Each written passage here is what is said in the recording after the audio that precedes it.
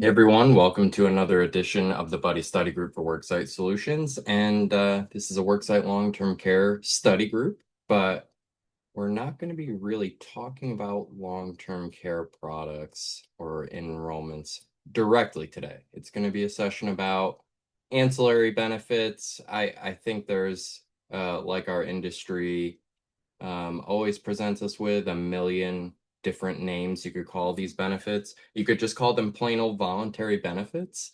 You can call them ancillary benefits, whatever, um, whatever you want to call them. We define in our realm for our purposes ancillary benefits as products that are offered alongside a flagship long-term care offering.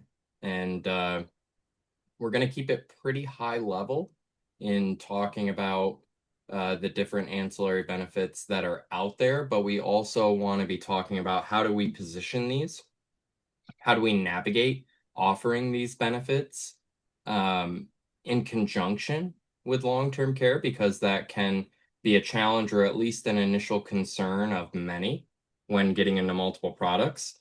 And in what situations might you do an enrollment like this? Or when might you be commonly asked to do this, either carrier side or by your client?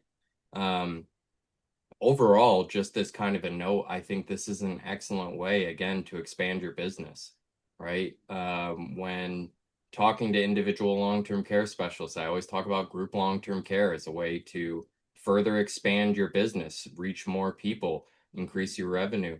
Same thing with offering ancillary products alongside long-term care. And I think if you're going out there and you're having conversations with groups, you are liable to run into groups that are going to ask you for more benefits than just long-term care. So it's good to kind of be armed with the knowledge of what's out there. I think one of the things we are planning in the future is to have a database of these products by the carriers that we use for long-term care. I think there are situations, especially with Chubb nowadays, requiring two ancillary benefits or two other VB products to be offered alongside their lifetime benefit term product, um, gives a lot more of a need to know how these products work and what products may be the best fit for specific clients. So that's my stab at high level. Mark, anything that you want to add to this? I mean, we had no experience with any products of these types before we started working in group long-term care for the most part. Um, but we have started to get a little bit more exposed. We're by no means experts today, but what do you have just from a general perspective to say Yeah, I regarding think these there's products? a lot of analogs as usual to the individual side. So many of you may be using supplemental products, indemnity style products on the individual side. And I think you're seeing the same thing on the group worksite side, where they really are products designed to pay a cash benefit to fill a gap, to build like a starter plan of sorts. A lot of times on the worksite side around the major medical plan, being where the gaps are starting to form because the prices of those products are going up and employers are looking for ways to keep costs down. So I think there's a lot to be said here about you're going to get questions from your clients proactively if you can solve these needs for them. So that's what I would look out for is I think for Buddy, we tend not to lead with these products, but we tend to quote them a lot. And after the first enrollment, that's really our opportunity after we've established a really good experience, education based, solution based. That's when we start to get a, well, I think you might be able to help me with this need too question. And then you'll see like how these can kind of come into growing your book of business, because the clients will be reaching out to you as well. And you'll have already quoted these, so they'll be familiar from that initial conversation about how you can enroll them later on. So don't think of it as something you have to sell initially. Think of it as something you want to be aware of initially. So for your second, your third, your fourth enrollments, you can start adding cross-selling other products. Yeah, you made a lot of good points there that I want to unpack. And It's going to be difficult, but I want to stay as organized as possible with how I run through this concept because, like I said, there's a Mhm. lot there. Um, I think one of the most important things you said is re-enrollment is when we tend to see not just the asks, but I think even proactively as part of our process, now that we've established familiarity, now that with frankly a more difficult product to market and enroll and educate on in long-term care insurance, that proof leads to the ask, but also we're following up to see about re-enrollment and if they would like to add any products to that second enrollment. And I think that's important for a number of reasons. Mark, we go to the carriers and we say, yeah, we are very interested in offering other voluntary benefits alongside long-term care, but we like long-term care to be first and generally to have a bit of the spotlight if we can. It's the same reason why we really, really prefer off-cycle enrollments for long-term care in general. We don't want it competing with a bunch of other benefits. It really can eat away at the participation of all products. But long-term care requires a lot of focused education, communications, and especially on the first go around, you don't want to be throwing other benefits into that messaging if you can help it, because it's just an uphill battle that just creates a lot more for employees to read, digest, understand, price out, enroll for. So it really can cannibalize if it's not done tactically, right? So um, I think re-enrollments are a great time to be able to do that. Long-term care also takes just a lot more consultation in general. But I think for us, because we are not experts in these products, I tend to lean on the experts. If I have a case where I'm going to be using a couple of voluntary benefits products, or it's been asked for, or a client talks about their current coverage for a voluntary benefit that we offer and are interested in a comparison, I'm pulling my wholesaler in to have that discussion. Will I have to do that forever? No. But, we take our own medicine. We always recommend that people have an expert pull one of us in to be on your side for the long-term care enrollments. We do the same thing for ancillary products because, especially in cases of the two most popular ancillary benefits we see, accident and critical illness insurance, but especially accident insurance, a lot of it has to do with comparisons, actually taking invoices and summaries of benefits from the existing client's accident plan and comparing it to what you could actually offer that client. So that can take a little bit of drill down knowledge, expertise. But in many cases, if you can offer the same benefits at cheaper, you could have a really nice case on your hands to be able to bring in a new accident plan. So I guess just to run through some of the most popular products and Mark, just let me know if I'm missing any.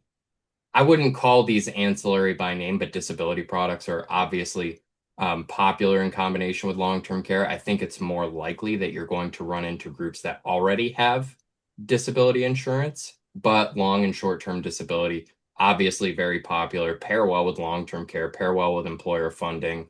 But I think if you are just trying to slap two extra products on in order to be able to have access to lifetime benefit term, for example, something of that nature, we're generally looking at accident, indemnity, and critical illness insurance for a couple of reasons. Number one, like Mark said in the very beginning, the overlap with major medical planning is there to an extent. Accident insurance can help to sort of fill gaps that major medical insurance can present, as long as it's, of course, um, you know, on the basis of having had an accident, right? As long as it is an eligible accident to be treated on, there's lots of different treatments and pretty handsome benefits paid by a lot of these plans out there for certain treatments rendered as a result of an accident.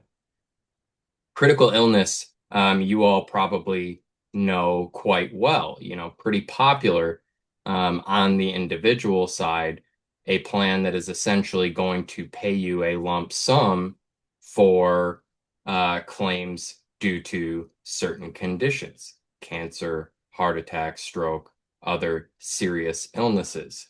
Um, yeah, just a really nice pairing with long-term care insurance. Of course, many of the items that you would see on a summary of benefits for critical illness can also result in long-term care claims, right?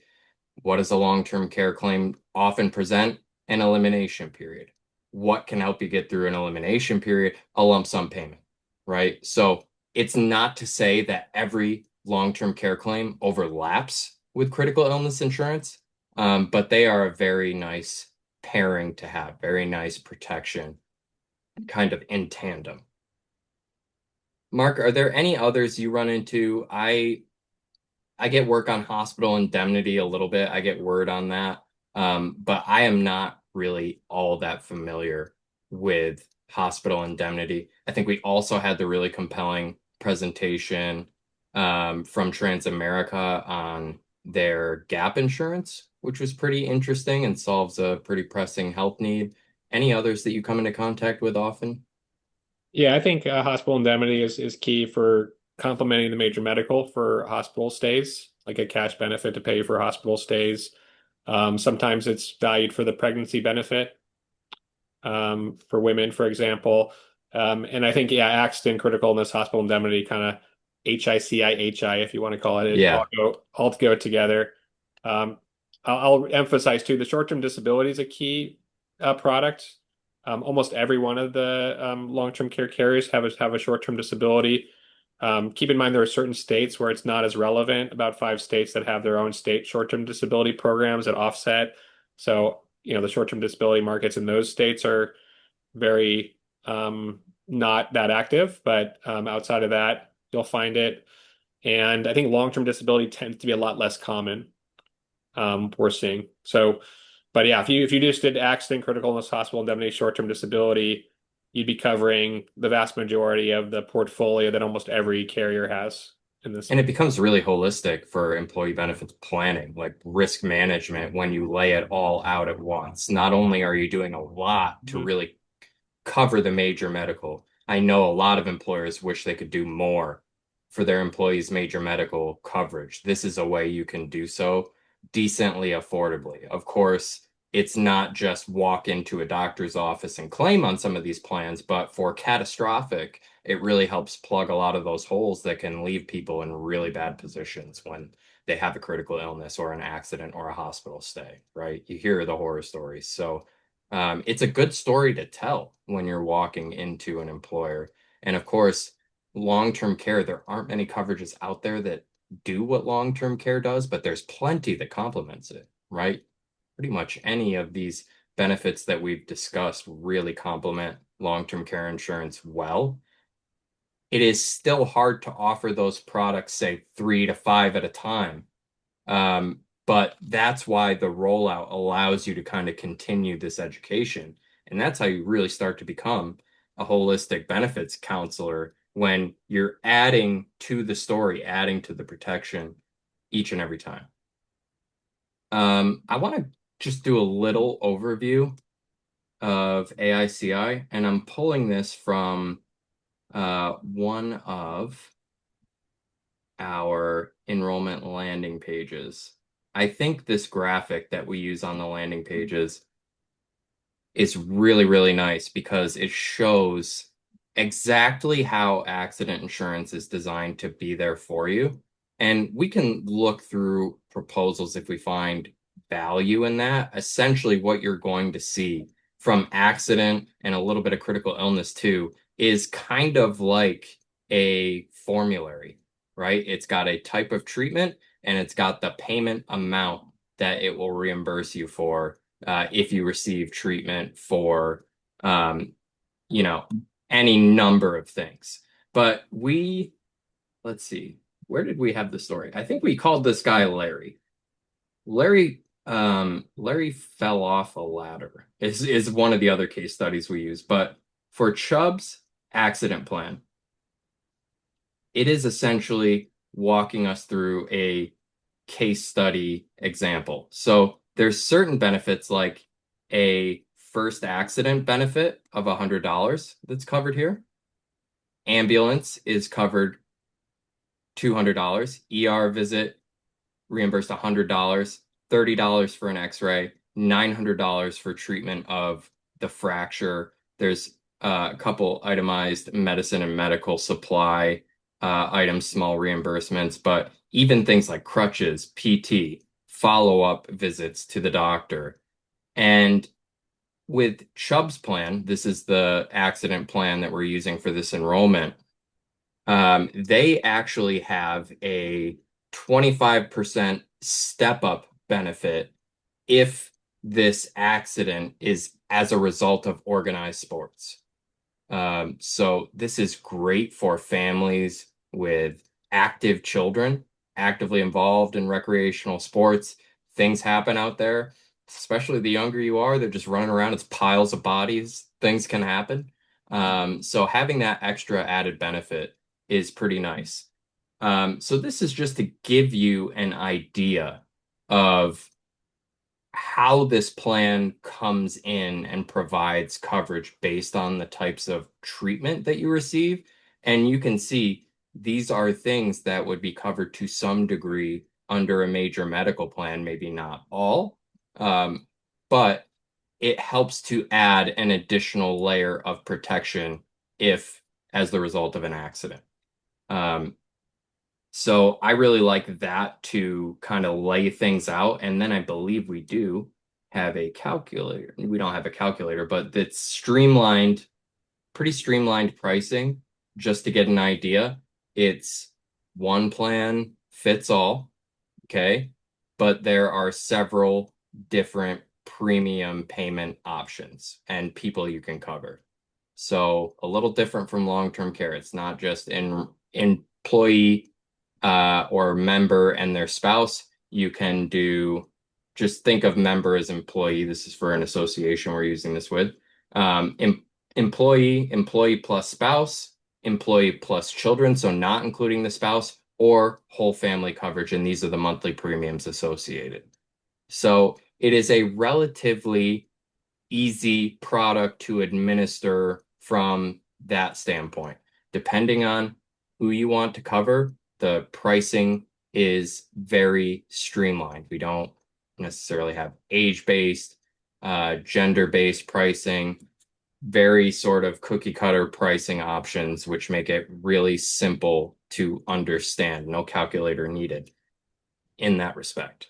I think when this is combined with something like this that shows you what kind of coverage it offers, and I believe we have a schedule of benefits actually here. See, this is what I mean. It kind of looks a bit like a formulary.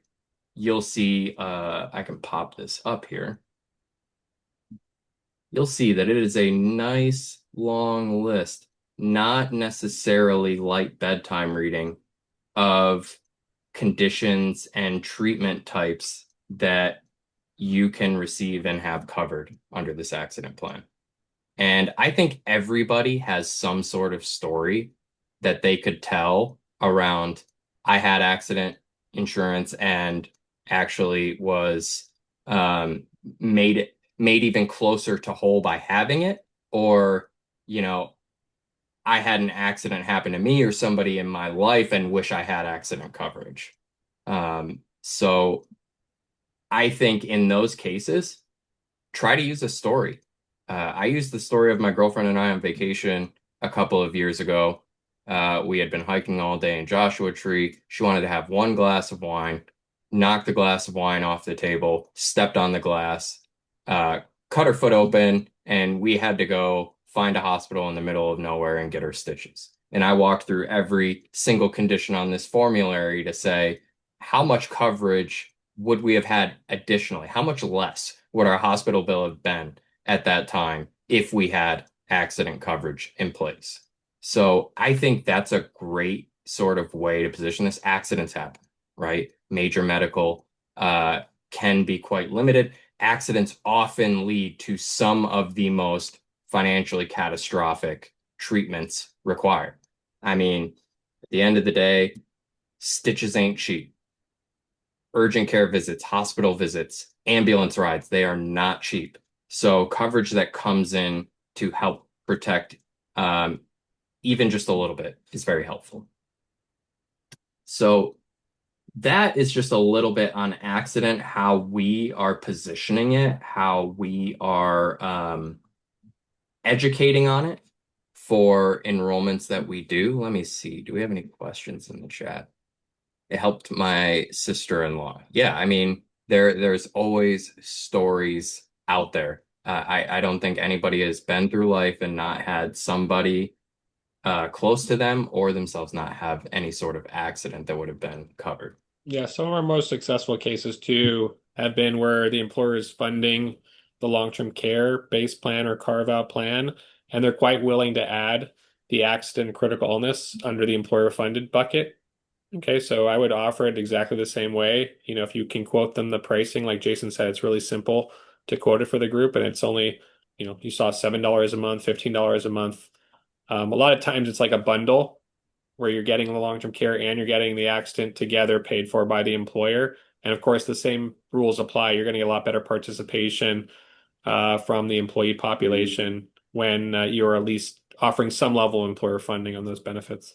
Yeah, based on this enrollment's pricing, you could walk in. You don't need a census quote. It's $20 per employee per month to cover the whole family, or it's $6.24 to cover every single employee on an accident plan. Of course, it wouldn't extend to spouse, it wouldn't extend to family, but really nice to just be able to pick from a quick menu of options there. Anybody have any questions, thoughts, comments? I would say with regard to AICI, that's really all I intended to show. CI is a story that I would say most everybody on this call would know, but if you would like me to go a little deeper, feel free to let me know.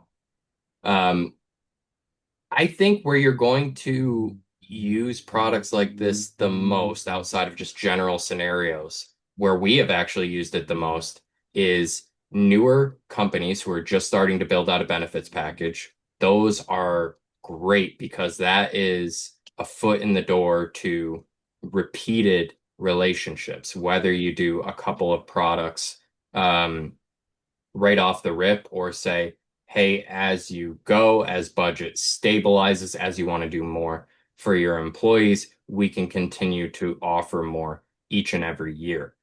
Um, just tend to be great opportunities. And then for eligible association cases, that's where we've actually seen quite a lot of inroads with these benefits because the reason association business is so compelling to many is that associations have a hard time getting access to benefits for their members, voluntary benefits like these.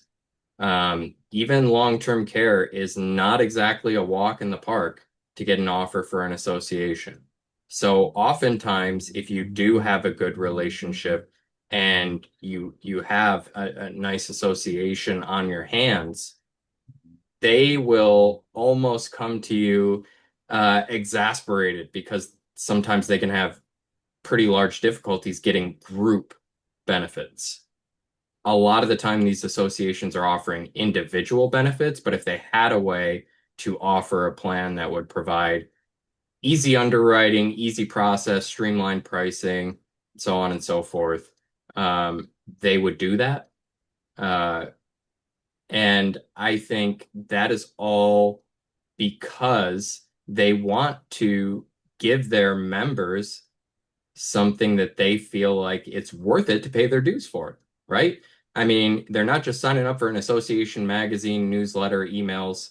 They're signing up for access to benefits that they wouldn't be able to get anywhere else, especially those trade associations for white collar business owners and employees, right? They tend to be very small practices, doctor's office, dentists, lawyers.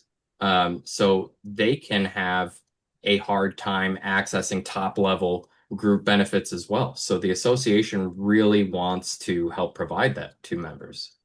Yeah, we see the most common one is probably AD&D, accidental death and dismemberment. It's just a very low cost add-on that the association is willing to just fund Right. for people. It's just through the member dues, kind of like, we're talking about dollars or less than dollars uh, per member per month.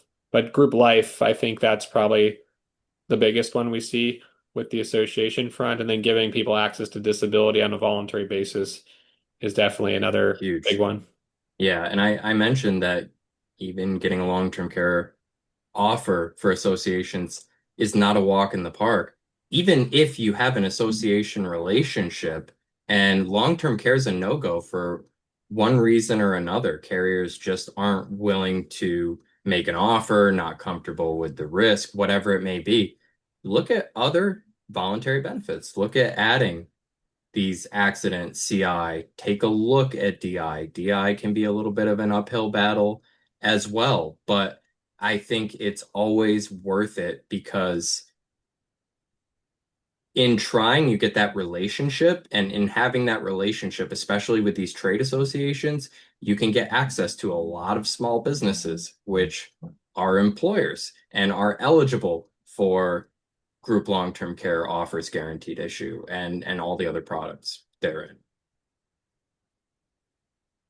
Anything else you wanted to mention there, Mark? Um, but I don't want to expand it too much, but I do want to say that I feel like our LTC carriers have kind of focused in on one benefit that kind of differentiates them amongst the pack. So Chubb, you may talk about this, is offering what they call now ADNA, which is basically their genetic testing solution for cancer and kind of treatment. So a very unique solution that's offered by a third party that they've kind of formed a strategic relationship with. Um, Transamerica is really pushing their group med sup. So we don't see a lot of group med sup out there. There's just only a handful of carriers, but they've seen to get a lot of traction from that type of product. Um, Thinking the We're gonna standard. have, by the way, I'm gonna work on scheduling Kim from Cadence, the company that is the product partner for Chubb behind ADNA. I think you guys will find that product to be really compelling. There truly is nothing like it. Um, Lots of extensive genomic testing around cancer, um, medication, how you metabolize medication. Is the combination of medications you're taking actually leading to one or another medication being rendered completely ineffective because of times you take medication or just the way you personally genetically metabolize those medications? What is your cancer risk? And then beyond that, obviously, we know critical illness is a plan that can pay out lump sums for certain cancers. ADNA goes kind of the extra mile with um, you know, benefit and treatment and support to that end as well, because unfortunately, we're seeing a rise and no blanket cure in sight. So it's a very interesting product. It is probably for those who are um, higher income employers or employers that really want to spend on a nice executive benefit for their executives, but a very cool product. I agree. Group Med Sup and Gap Insurance with Transamerica is probably their flagship.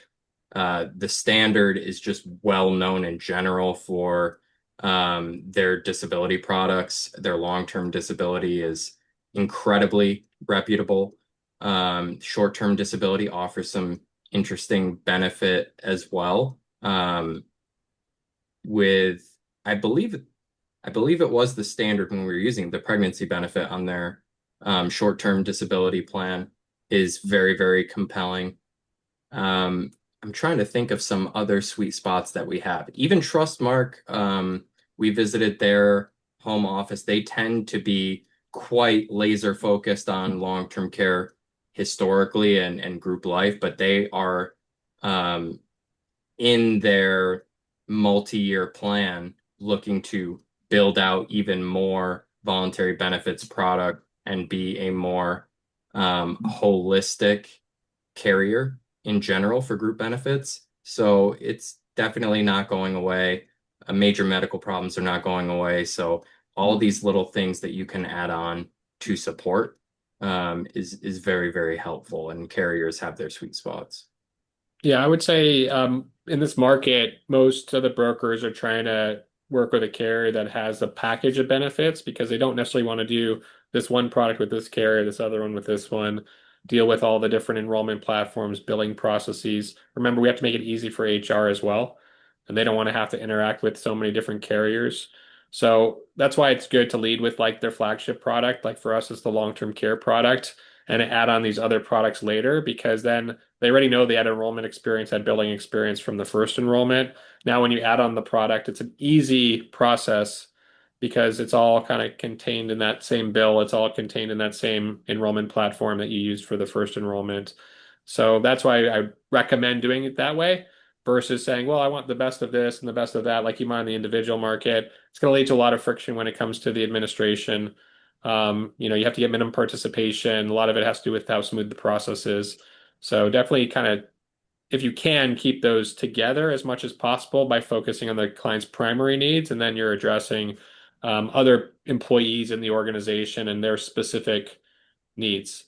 You're going to find that some of the products have different demographics that they try to attract. Like the accident products may attract the employees that have families, right, with kids that are in those high risk sports. So it's just about really understanding, kind of what demographic you're serving within the employee population and the fact that HR is trying to accommodate all of their employees' needs. So you have to think more broadly about the solutions you're bringing in that way. Yeah, LTC, long-term disability, those things can maybe skew a little bit more toward executive benefits. Of course, it's applicable to everyone, but the sale can sometimes drift towards the executives first, at the very least. I think you nailed it. Accident is not only designed for, um, these workplaces with young families, young parents with kids, but also I think just lower income households who, again, run a huge risk as rank and file employees of, financial catastrophe due to one accident. Having that affordable coverage that will really help to supplement is a big deal. Um, I think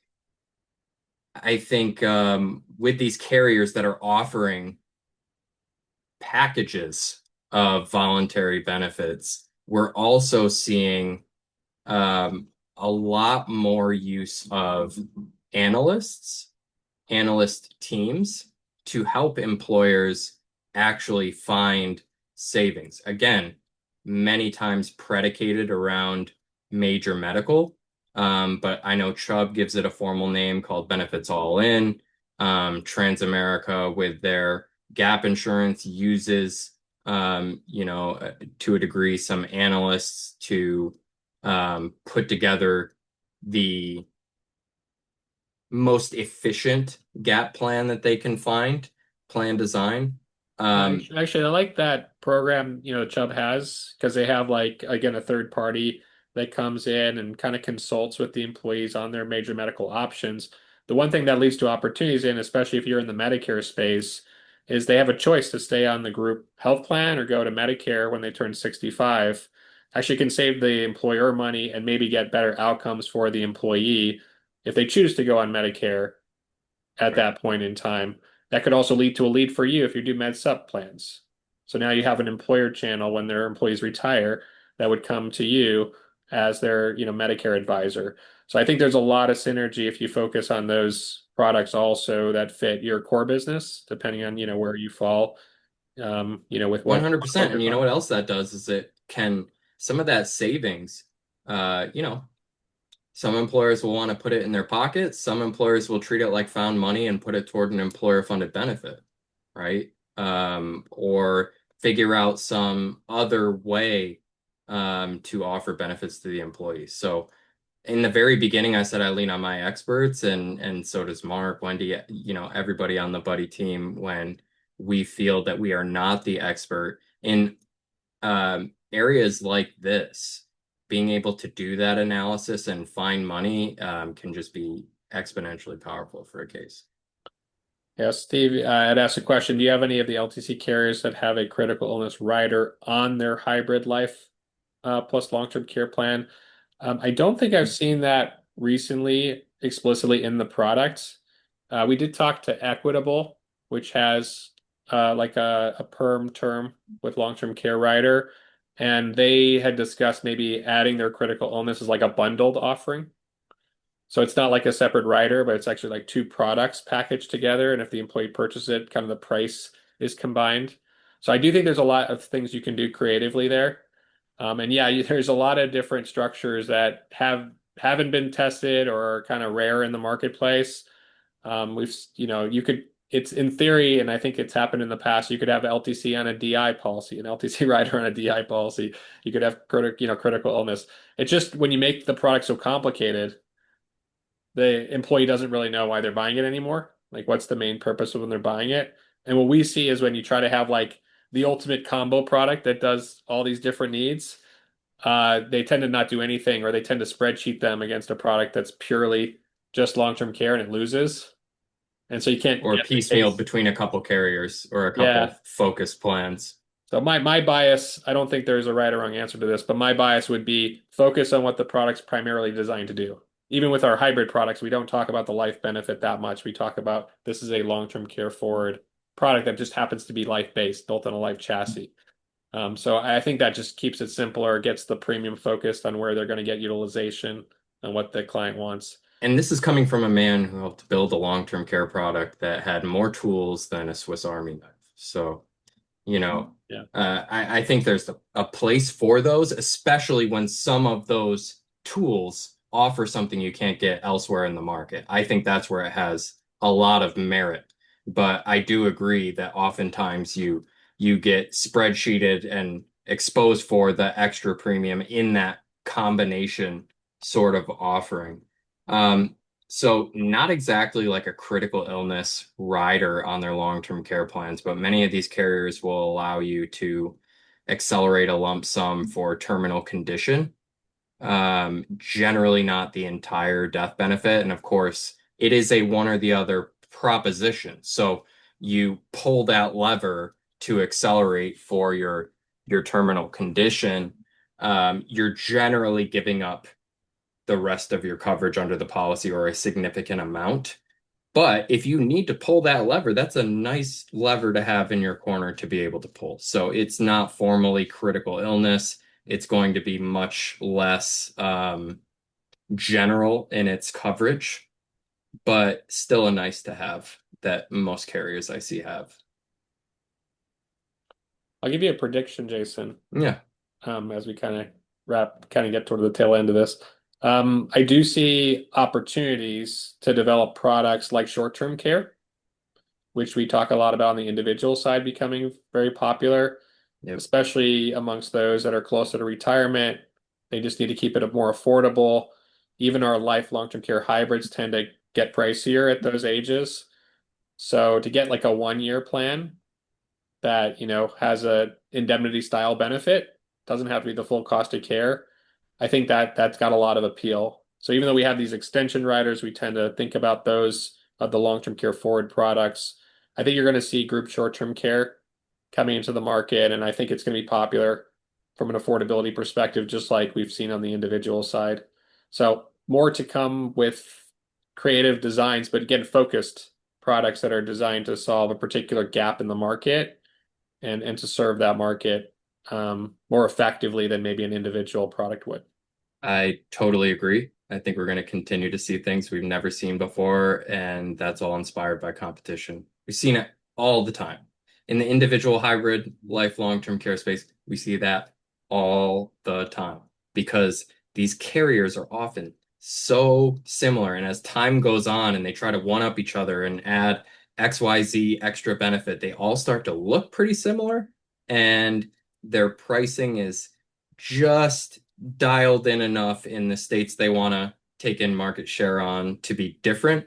Um, and then a carrier decides to be so different that it's unmistakable, and the industry moves or the market moves in a completely different direction. So I think we're more than likely going to see a short-term care product. We're going to see some interesting traditional offerings, and the innovation on the life hybrid side is far from over at this point. I mean, term, permanent term with long-term care is so young right now.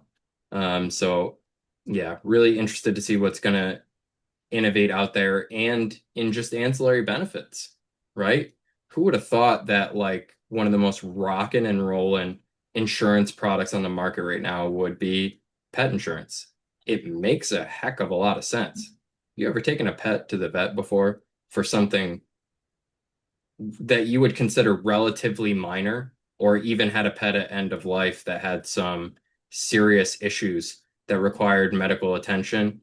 Um, Given how many people are living paycheck to paycheck out there and still want to have the companion of a pet, pretty devastating to a financial picture. So I think just as our human condition changes as Americans, and that affects our financial pictures and what the risks are, we're going to continue to see more and more products than ever. Just take a look at Aetna's short-term care plan on the individual side and look at how many potential add-ins that there are for that product. And you will understand how creative this industry is in trying to create products that really can help to mitigate certain risks, whether they be brand new or as old as time in a different way than normally. So that's kind of like my soapbox thing. I think as long as you trust your experts and try to remain on the cutting edge, this is something that we are going to continue to get better with ourselves, is being a lot more holistic. There is obviously a benefit to being long-term care focused. People turn to you when you have a specialty, when they have a specific need in your specialty. But while you are there, if you can help employers with two, three, four other issues that they'd like to solve, or help them save money on their benefits bottom line, then you become something completely different. The specialty does not leave you. The focus does not leave you. You can still choose what you plan with first and foremost, but how you offer additional help from there and what help you can offer really determines strength of relationships, stickiness of business, and so much that is important to keeping the foothold you get in the market through long-term care. So that's my perspective. Anybody have any questions on specific products, approaches, um, thoughts, feelings? Or should we get you out of here on time, which means a little bit early? I think that'll do it. So we will be hearing from more carriers as they present on the study group in the second half of this year. And many times I like to try to get these carriers on for a long-term care focused and an ancillary benefit focused session. So just like we educate employees. So be on the lookout for those. And let's all get a couple more arrows in our quiver. Appreciate everybody being here. Be well, and we will talk to you this time next week. Bye, everyone.